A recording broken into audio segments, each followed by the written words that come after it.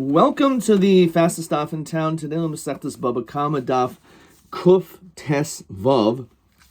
We are going to begin on the bottom of Kuf Yud Daled Amud Beis by the new Mishnah. Says the Masnis, and Hamakar Kelev Usvar Biad Acher. You recognize that you have items that are actually in someone else's hands, which you feel was taken from you unjustly.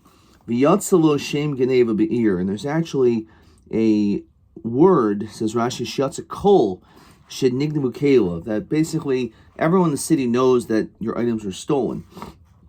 So the din is like this: Yishavala loikeach kamanosav yitoil. So the lokeach, the buyer has to make a shvua how much he gave, and then he'll take. Basically, what happens is you get your item back, but this person has to be reimbursed because he bought something, even though it turned out to be stolen. He didn't realize it was stolen, so why should he lose out? V'im lav, but let's say there was no, and Rashi says v'yasers kelo, you have to return the item. V'lifnei yish kamayri, we're going to say this is before yesh, so this way the original owner always had ownership. He never relinquished any of his rights. However, unless there was no shem genev in the city, lav kol himenu. So the owner in this situation has no claim. Shani oimer machon la'achar v'lachan zeimenu, because maybe it was sold and this other guy purchased it. Fine. So again, in the event that yatzal of shem genev be'ir, he would be allowed to pay him its worth and take his chayfetz. Says the Gemara. V'chi yatzal lo shem genev be'ir. My hobby, I understand. Let's say there's rumors that your item was stolen. Leichash dilma zavninhu. Maybe all he did was sell it. V'hu nihu ka mapik shema. So maybe he started the rumor himself, and he sold it. But now he just wants it back. So he's lying and said it was stolen. So how do we know? Just because there's this rumor in the city, maybe he's the one who started the rumor. So there are people that were in his house. The Ahmad stood up. The Hifkin Belayla. Rashi says Vitsayak. They started screaming at night. The Yarmin Nignavu, it was stolen. Kalai, my vessel was stolen. So Gemara says, 1 second. Kol Shekain Ila Matzah. It sounds pretty clear. Says Rashi, Kishamachar Kelev v'nischarit. Maybe he still sold it, and now he regrets it. Now he's just making this big dramatic scene, but the truth is, it wasn't stolen. So how do we know, just because there was Yatzal Hashem Genev Be'ir, that he's not the one who started the rumor? Rav Kahana Masayim Ba Mishmei Rav, he says it's the following situation. Kagon, for example, Shahaisa Machteres Chatura B'Taich Beso. There was actually a tunnel which was designated for stealing. It was dug in to get into someone's house. V'nei Adam Shalanu B'Taich Beso.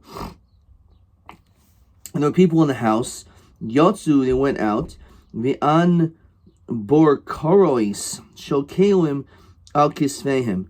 And they saw Chavilos, Rashi says, like bundles of kalim on their shoulders.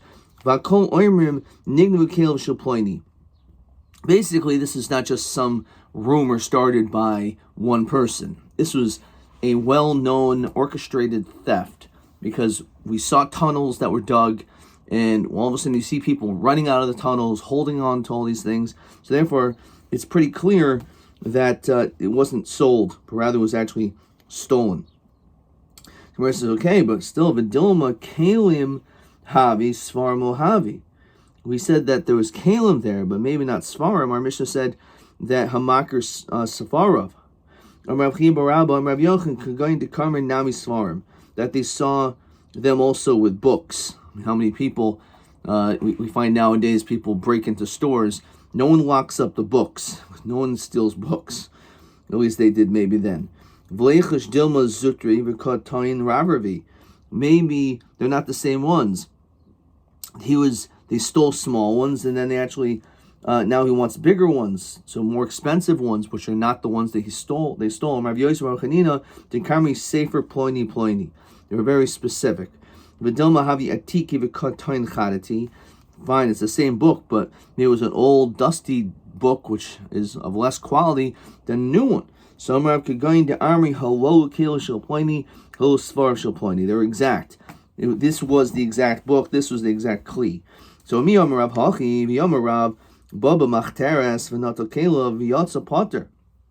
A person goes into a Machteres, is famous Gemara in Masechta Sanhedrin, and which he tries to steal things, so he's potter from having to return them. My timer, but Dmei Kaninhu, because he was kind of with his blood. Says Rashi, Daba Machteres Bar Misahu. You're considered to be putting yourself in a position where you're going to be a murderer, because no person is just going to let you walk into their house and steal things. So in your mind, your goal is to kill. And therefore that person, says Rashi, Kivan di havi biyade potter. If it's in his hands, he's potter. So because he's already kainit. So hanimili de kinyu b'machteres. That's when he's kainit in the tunnel. Dimikara maser nafshel katala, because he's giving himself over to be killed by putting himself in that position. Avulhani, these cases of our Mishnah, Kivandaloi Muslim of Shayul Katala, they were maybe guests, but they dug their way out low. In that situation, we do not say that. So, in the case where your potter is when there's someone who just went in and went out. But over here, we're talking about maybe they were invited in, and then afterwards they decided to steal from you. Okay. Omer Rava. So Lo Shanu, the only time we say this din ila bal habayis ha'asulim chor kelev. We're talking about someone that does sometimes sell his items. Let's say we're dealing with someone who just a bal bayis who typically does not sell his items.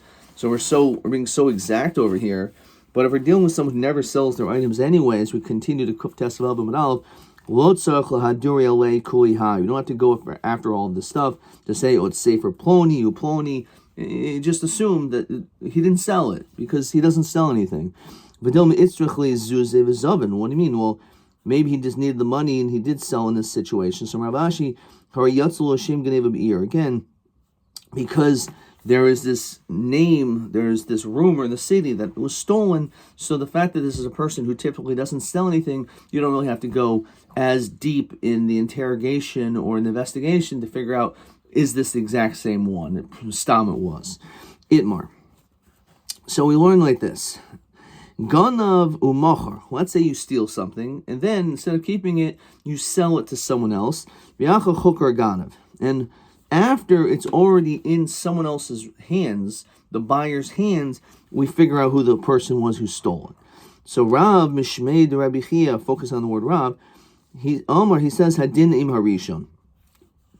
The din is with the first one. What does that mean? So says Rashi, Din shel bahabayis utviyaso al haganavi. So the person who's the owner of this object goes to the first person, namely the person who actually stole it, the ganav. Ve'ein halokech bal dinoi. However, the one who bought it, he's not really part of the baldin. He didn't even maybe know that it was even stolen. He bought it from this guy who was the ganav. So the ganav is the person you take to court.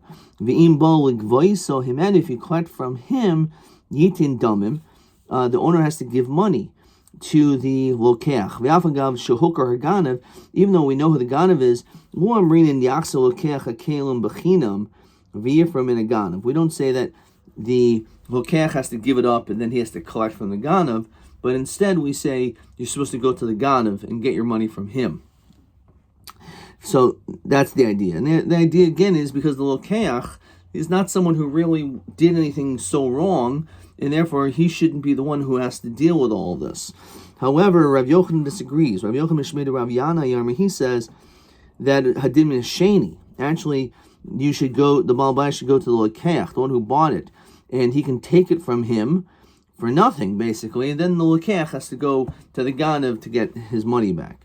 So that's the machlokas. Who do you go to get your money? Do you go to the ganav or the second person, the lekeach? So Omer Rav Yosef, truth is, They don't argue, because kan lifnei yish, if we're dealing that the owner still has rights to it, it's still his, so then the din is hadinim hasheni, because no matter where it is, it still belongs to the original owner, so therefore he can get it back from the loikech. Kan le'achar yesh, adin marishin. So if there's already after yesh, so then in that situation you have to go to the ganav. And both of them will hold of the din of Rav Chisda. Who's Rav Chisda?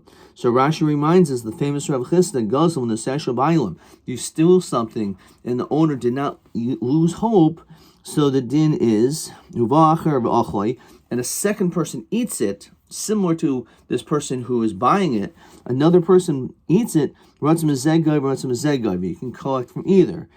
And that was in the beginning of the parak. Even though the money was given to the ganav, legabi haimiya gazlanhu, umihu heichadolim hooker ganav ovid biraban tekanas ashuk, little mashanasan. So in the event, normally we have what's called tekanas ashuk, that when it comes to a person who buys something in the marketplace, how are they supposed to know that it was stolen? So therefore we're more lenient with them. However, in this case it's hooker ganav. We know who the ganav was. Okay. So I'm way about you tell me they don't argue. Hamat nice kahuna. When it comes to the gifts, like the keva, the ma, pa, and jaw, given to the kohen, that's kalifnei yish dami. That's considered to be like kalifnei yish. Upligi did not. We learn like this. Armaloi marchlo me elha shel para. Sell me the innards of the cow. The hayibehem matanais. And in them is the matnas kahuna. Nasl kayin enu menakil min hadamim. So you give it to the kohen, and it did not detract from the value. Laka chemenu b'mishkoil. Let's say he says it by weight, which is very specific, not general like in the ratio. Then nasl kayin, you give to the kohen menakil min hadamim. However, you can detract or deduct the keva from the price. Yomarav lo shanu, they only say that when it comes to the weighing that we're able to deduct, el sheshakol atzmo, as if he did the weight himself. Avol shakol loy hatabach, let's say it was the butcher that did it, hadina matabach. So then you should go to the butcher. Says Rashi, dinu shel koyin hadinim matabach, v'iru al hatabach. You can complain and have a taina to the butcher. So Rabbi Tamei diamar hadinim arishin. So this is comparable to, again, the notion that the din is with the first person, the tabach kegan of rishon, because the butcher is the first person in this case, and he's just like the god of rishon, the first person who stole it. V'lokeach havisheni, and the buyer of this is the lokeach. V'kaimer hadinim atabach, and it says in this situation you go after the first person, the tabach, the butcher, which is comparable to going after the ganav. But what do we see? We see the Alma Rav Leis later Rav Chisda, because if in fact this is a case of like Lifnei Yesh, so then Lifnei Yesh, I thought we said that everyone is going to agree that when it comes to Lifnei Yesh, the din is with the Sheni. But according to this, it goes to the Tabach, which is the Rishon. So Eim Af Dinim Tabach. It means, again, like Ratzim Mizega, not just the first person, but also the first person, which you can collect from either one. Ma'adatema ein matnus kahuna nigzalois, that we don't say it's considered to be stealing, because again it's coming says Rashi, mikoyach gavoya kosti, it's coming from a Kodesh Baruch Hu, and therefore says Rashi, v'chol heichad isnu ema dekaininu, no matter where it is, it's almost like it's where it is, it always is connected to the kohen. V'afil shakol hatabach yigva hakoyin nami min olekech. So kamash molan. Obaye diamer pligi b'may pligi. So Obaye says that they do argue, and not that one is lifnei yesh and zachayesh. So what is the machlokas? Kid Rav Chisda bar Zvid, Rav Zvid. Oimer, he said kaganshin nesiyasho habaylim b'yad olekech. What happened was the yish didn't take place right away when it was stolen. It was stolen. it was sold, and then only once the lokech had it, then the original owners are miyayish. V'onis yayish b'yad ganav. U'b'hapligi marsaver yesh v'achach shinui rishos kani. What you have, yish, and then afterwards there's rishinu rishos, that's when it works. However, shinu rishos v'achach yish lo kani. If first it was changed to another place, and only afterwards there was yesh, then that's not a kinyan. You have to have, according to this opinion, this order, that it has to first be that there was yesh bailim, and then shinu rishos. But the other way around, no. Okay. So, and marsavar lo shna, it makes no difference. In either way, you're kaina, and therefore Rashi says v'fil b'demei lo mahadir lo. So this is the point that the machlokas is, if there was first shinu rishos from the ganav to lokech, then there was yesh, what the din is in that case. Rav Papa Omer beglima de koliyam leplegi the hadar lamari. When we're dealing with, Rashi says, really we're definitely going to lifnei yesh. So if it's lifnei yesh, so the lokech, what's the din? We said a din masheni in the first shot. When we're dealing with an actual garment, let's say, that is here, so everyone holds that certainly it has to be given immediately. It doesn't make any difference, even though the lokech can say, well, it's not my fault, I bought this cloak, this garment. Okay, you're right, but it's here, so you have to give it back. Everyone holds that. The question is the din of tekanas hashuk. So, what is that? So Rashi says, Al shikanu lekech b'shuk b'far hesia. The fact that you have this buyer in the marketplace who purchased this item in public, v'haven boy shenignav. He had no idea it was stolen. Also takana. So we make a takana sheshalmu bal habayis ma'oisav, that the bal habayis, you pay back the money. In other words, because of tekanas hashuk, he doesn't have to give back the object necessarily. Okay, so this is the whole notion of tekanas hashuk, that we're more lenient because that this person got it not knowing that it was stolen. Rabbi Shmeid Rav Chia Omer Hadinim Arishon. What does that mean? That it goes to the ganav. Dina delekeach. So the din is that the buyer delishko zuzi meganav. The owner takes it from the lokeach, and now the lokeach has to go and get his money back from the ganav. Vo asabo tekanas hashuk. There's no tekanas hashuk in this case. So even though lokeach is one who's kind of losing out, first of all, he loses the item. Now he has to go to the ganav to get his money. That really the din is a masheni, which means dina de lokeach delishko mabal habayis.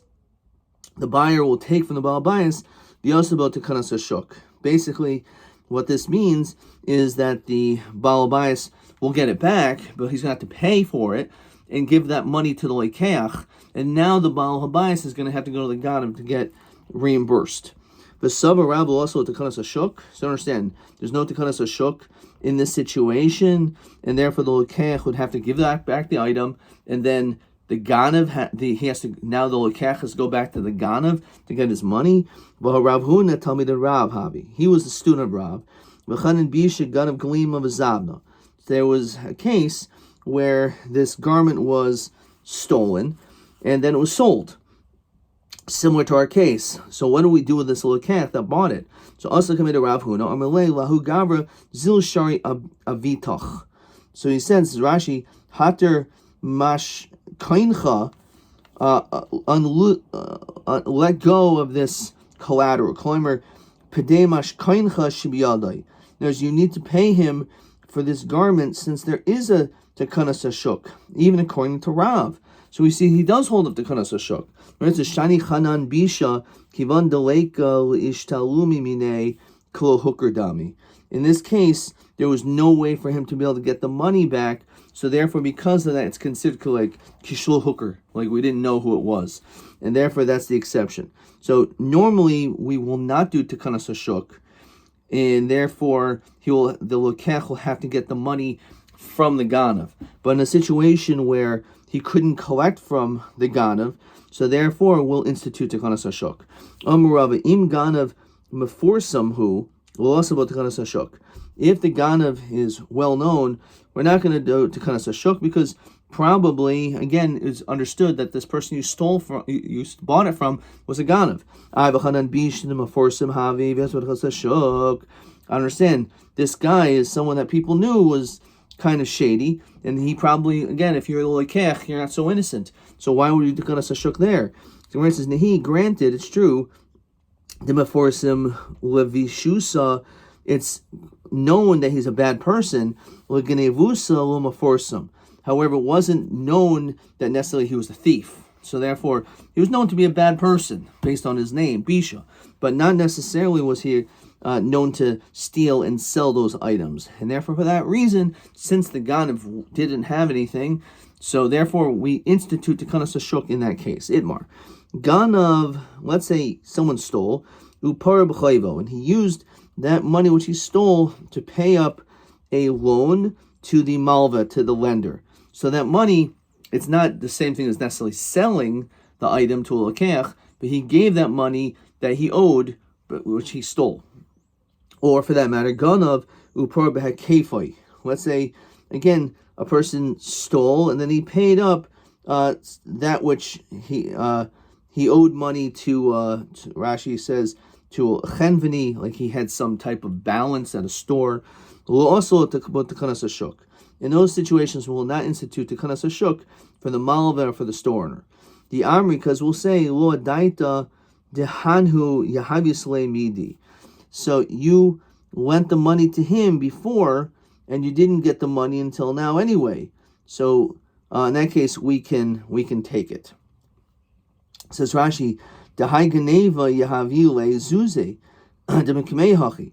You already lent him. You already gave this money. You already trusted this ganav.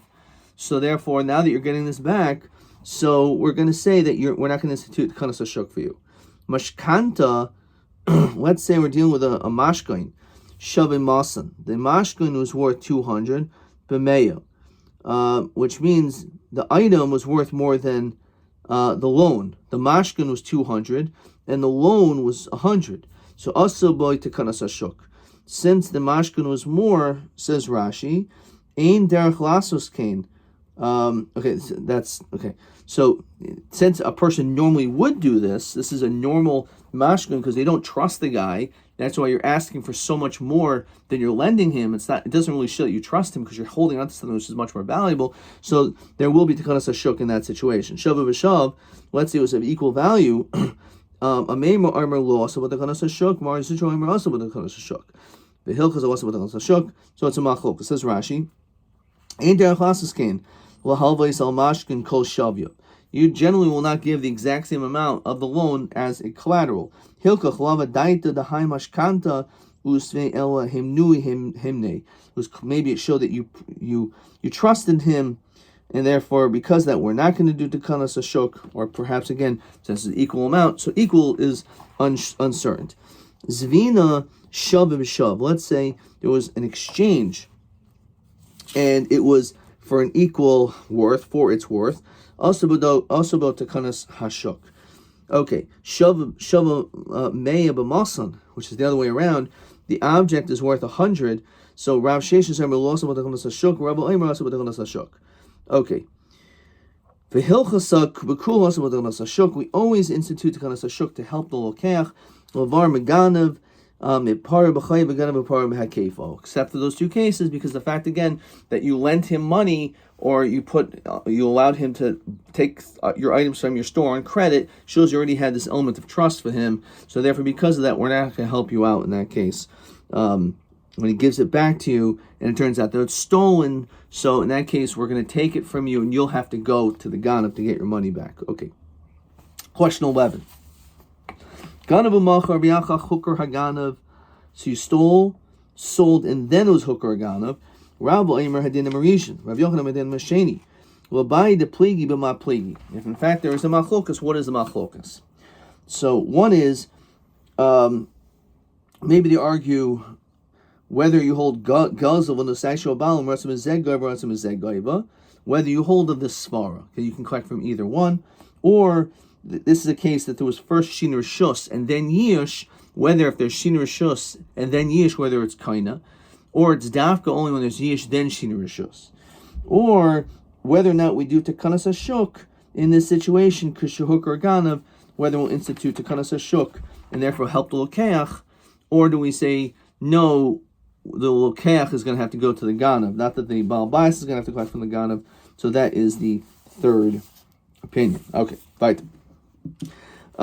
Two dots. So Avimi bar, I'll just find the Gemara over here.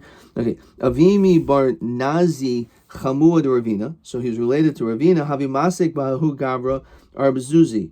So again, there was this money that was owed of 4 zuz. Gun of Glima. Someone stole a garment. Asin Hile, and he gave it to him. Oisve Arbazuzi Achrini. Then he borrowed another 4 zuz. L'sayf Hooker Ganav. So he borrowed 4, and then they borrowed a second 4 zuz. And then it was recognized the guy was a Ganav. Also committed Ravino Amr Kamoi Ganav Upar B'chayva V'lo Mesiv Le'v'lo Midi. So he went in front of the Ganav to collect his obligations, to what was owed to him, and he wanted to give him. So Hanach Arbazuzi Achrini Shakul Zuzach. So he says the other 4 zuz take the Hadar Glimi and return the garment. So Maskav Rav Kayin the Dilma Glima Bahani Zuzi Kamoi Yahavin Hile. So maybe this garment with this money in front of it was given. Ganavu par b'chayva, ganavu par b'kefo. So again, basically what was happening was he borrowed it and returned it. And v'arbazuzi basrai himenu himni, and just believed him on the other 4. Kihechi dehemne miikara, just like he believed him originally. So Gal Gamilsa Matal Kamedu Rabbi Ba'arma Hilchas Rav Kayin. The halacha is like Rav Kayin says Rashi that the kivan dehimne miikara hashni nami mihimne. That since he believed him before, so therefore we're going to say that he believed him then also, and therefore, there again the notion of similar to the case of Ganav Upara B'chayva V'Kefo, in that situation we do not institute Tekanas HaShuk. Narsha Ganav Sifra Zavne Lefapoino, he sold Betimin Zuzi, this book, for 8 zuz. Ozol Pafuna Zamni Labar Mechoiza, and he sold it to someone else, B'meya V'esrim Zuzi, for 120 zuz. L'soiv Hooker Ganav. Our Rabbi is Lazel Mar de Sifra, the owner of the book should go V'yoyev Leila Bar Mechoiza, and he should go to Bar Mechoiza, who is the second person, the Loikeach, and he should get Tamnan Zuzi to take 8 or 80 zuz v'shakil sifrei, take his book v'yazul bar mechayizav v'shakil arbaim mipupana, and take the 4 from this other person. So maskav v'ravo hashtol ikech miganav asatonas hashuk. So it's clear we're just taking it from this guy, and the second person, Bar Mechoza, we're not instituting Tekanas HaShuk, but why not?